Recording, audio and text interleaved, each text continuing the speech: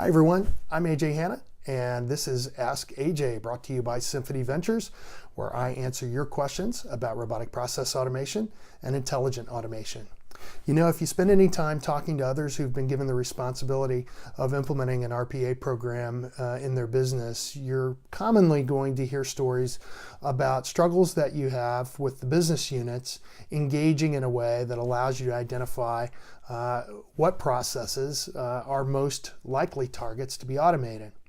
This is normally a result of associates having some concern for what the implementation of RPA is going to mean for them personally and for their jobs.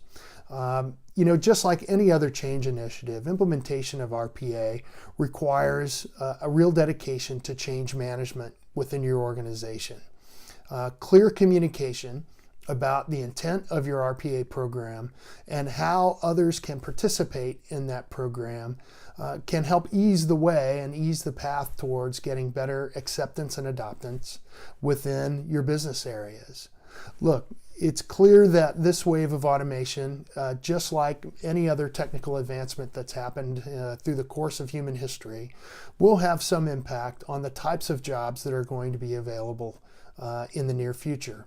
But currently what we're seeing is more an emphasis on creation of new capacity for businesses to be able to do additional work and then cross-training associates to do new and different things.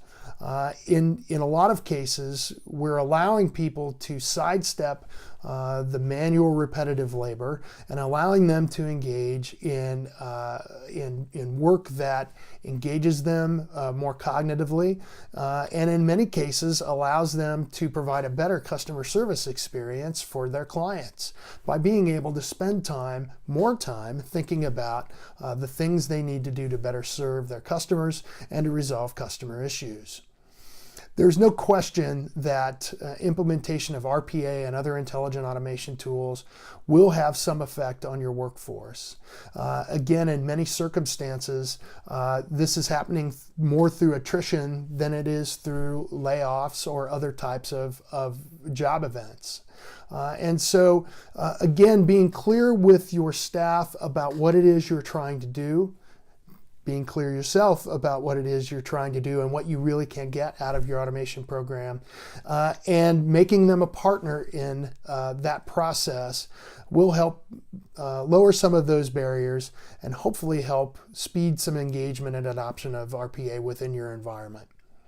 Do you have a question about RPA you'd like to see me address in a future episode? Send me a note at askaj@symphonyhq.com.